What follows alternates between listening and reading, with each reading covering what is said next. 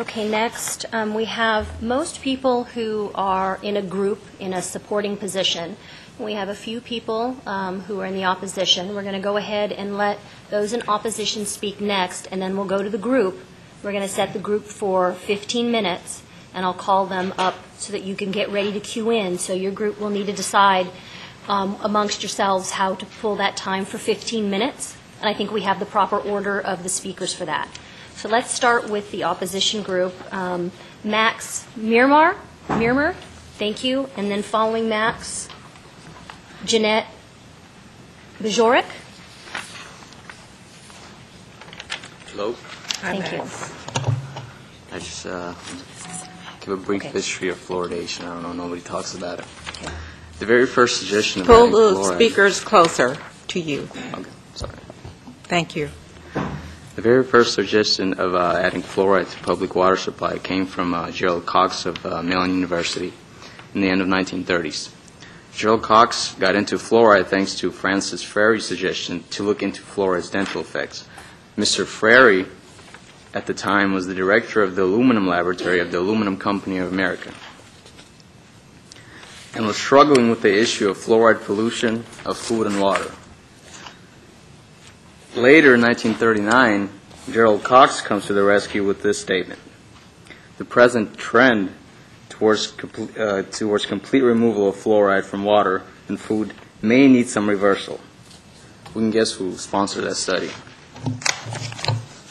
Now back to Mellon Institute and their track record. The Mellon Institute was also the leading defender for many years of the asbestos industry.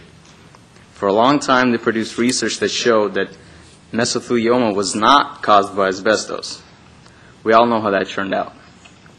Is fluoride the next asbestos? On January 7th of this year, Associated Press, ABC, Yahoo, Washington Post, and others ran a story headline: United States says too much fluoride causing splashy teeth, also known as dental fluorosis. I have this condition. The dentist here told me, I asked before the meeting, they told me that this condition is caused by swallowing toothpaste and not drinking water. I don't believe that, but... So now the federal government is planning to lower the recommended levels of fluoride for the first time in more than 50 years. I wonder how Dr. John Horsey's 4-foot stack from last year will stand up against CDC's own studies. Thank you. Thanks, Max. Next, please, Jeanette Bajorek. Jeanette?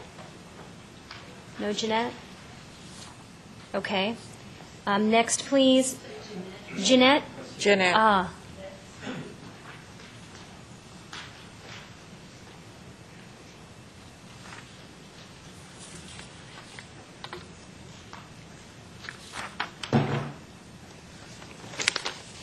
Good afternoon.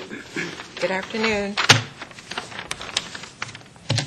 I would like to remind the Council one more time, if I may, that fluorosilicic acid does damage teeth and bones, but also various organs of the body, including the brain, and with significant financial consequences. Artificial fluoride has been around now for 60 years and has generated some really good research from around the world. Did you know that the CDC has revealed that hip fractures among the elderly are now at epidemic proportions, and that 41% of our teenagers are now living with the humiliation of permanent disfigurement by dental fluorosis, or that children from fluoridated areas are now being born with mental retardation? The financial cost to a country that poisons its children is dramatically demonstrated in an April 19th submission to the Environmental Protection Agency by dentist Bill Osmondson. I would like each of you to have a copy of this report by Dr. Osmondson. How do I get these? Right there. Thank you. Thank you. I quote from Section 3 on page 189.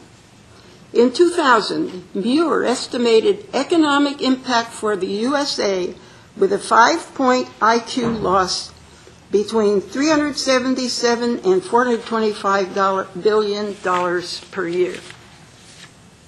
And another quote, 50 million Americans have a permanent neurological disability that limits their daily activities. That's the FDA speaking from their Division of Neurotoxicology. Dr. Osman and his team from FAN, that's Fluoride Alert Network, have assembled a startling and comprehensive report that can be accessed on their website for April 25th, 2011. One more thought. Those mothers, for instance, who are struggling to cope with fluoridated water and its possible impact on them and their children, now have also to cope with accidental release of radioactive fallout from Japan.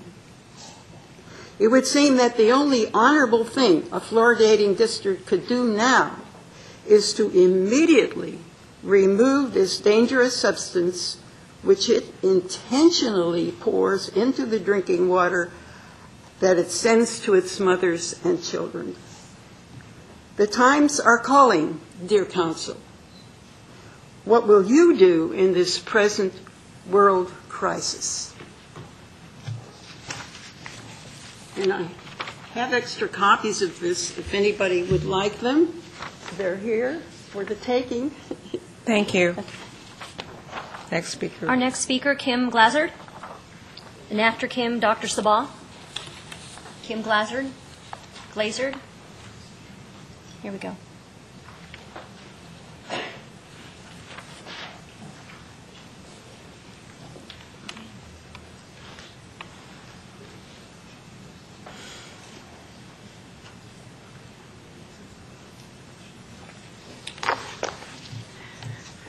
Good afternoon, council members, and was hoping we'd have our mayor here, but my name is Kim Glazard, and I am with a group called Organic Sacramento.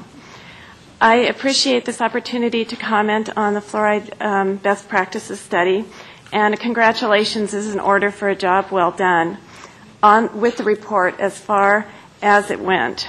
However, unfortunately, the scope of the report is not nearly broad enough and fell short by only addressing roughly 10% of the myriad costs of water fluoridation.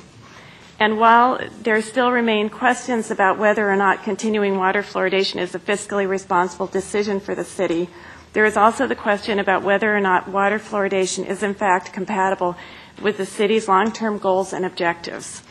It would be premature for the City Council to make a 20-year financial commitment without looking further into the total broad spectrum of the costs of water fluoridation, particularly as they relate to the Sacramento 2030 General Plan.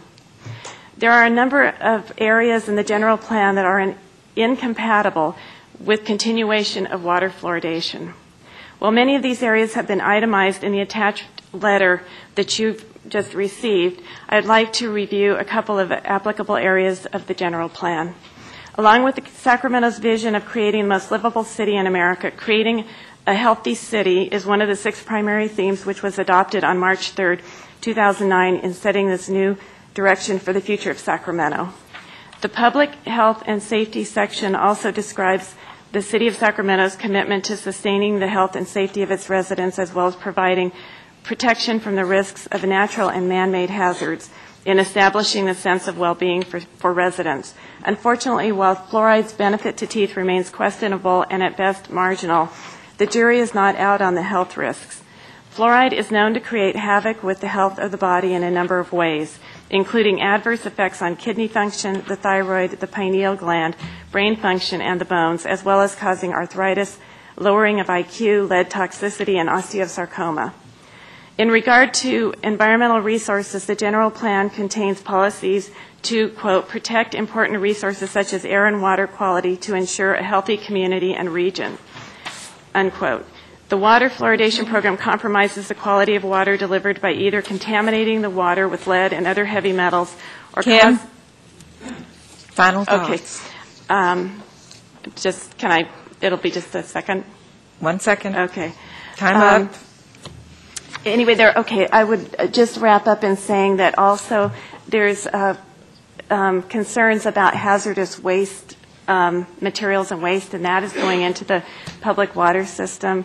And as it happens to be a violation of the California Code of Regulations, or it happens to be listed as a hazardous waste, fluoride is, within California Code.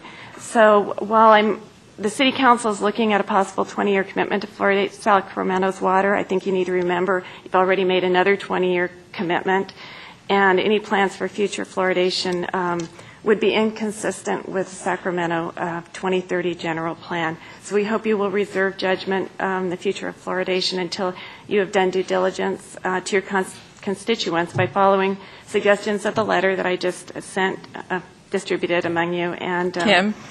stop water fluoridation. Thank you. Thank you. Dr. Sabah, and then following the doctor, Joanne Ross.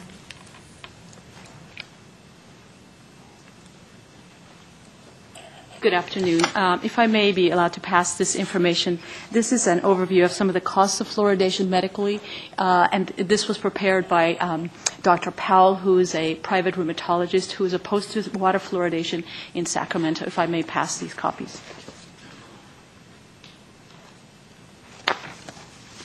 Thank you very much for this opportunity to address you.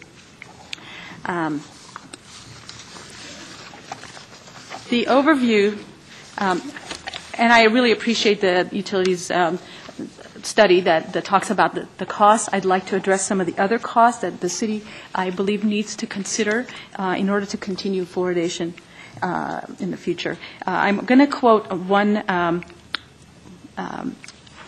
thing from Professor Connett, who is a leading fluoride opponent to fluoride, who's a PhD in chemistry from Dartmouth. He was recently here in Sacramento. He says that you against all the different risks that we have seen in the last 10 years in the studies, which we've enumerated, he states that if you're going to fluoridate, you should consider these costs.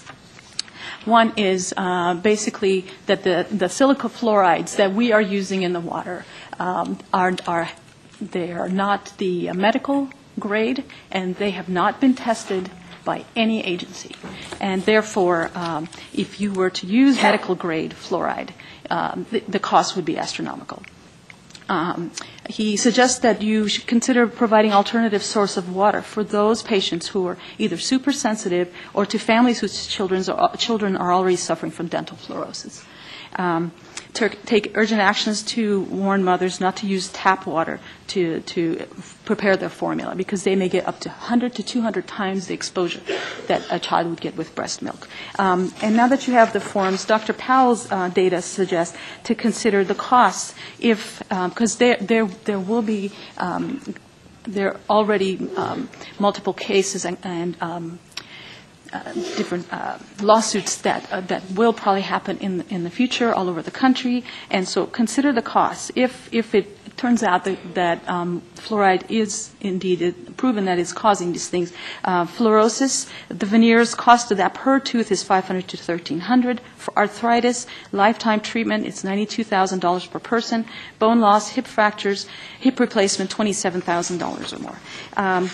Andrew Young is the last thing I'm going to mention.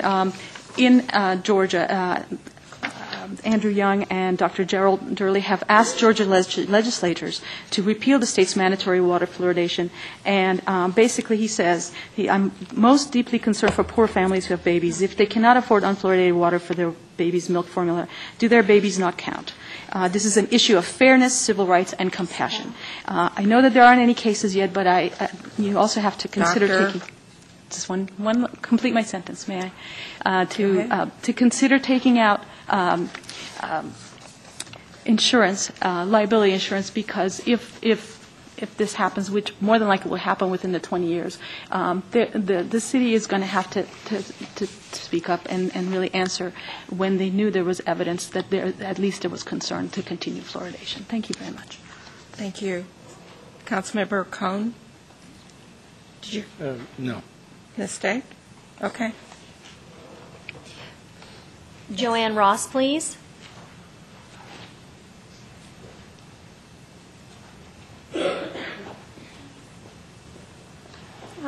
My name is Dr. Joanne Ross. I'm a retired podiatrist and also a retired anatomy and physiology teacher. 5 years ago, I thought fluoridation was a good idea because my dentist told me it was. Then I started reading the medical literature.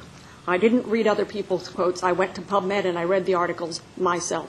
I am convinced that all the things that you have heard are true and more. Fluoridation contributes to major medical problems. However, I don't have time to speak to them all, so I'm going to speak to one item. It deeply concerns me that we are sending water to homes where there are infants. The Dental Association has agreed that children that are young, in the age groups of about 1 to 2 years old, infants should not be given formula made with tap water. You are sending fluoridated tap water to the homes of all the infants in your city. You are not paying for an alternate source of water for these infants. This is a cost that I think needs to be considered, and that alternate source needs to be supplied if you are going to continue to fluoridate the water. I'm glad to supply you, if you ask me to, with information from the Dental Association site clarifying the fact that tap water containing fluoride should not be used in infant formula. Thank you very much. I hope you will give consideration to this. Thank you.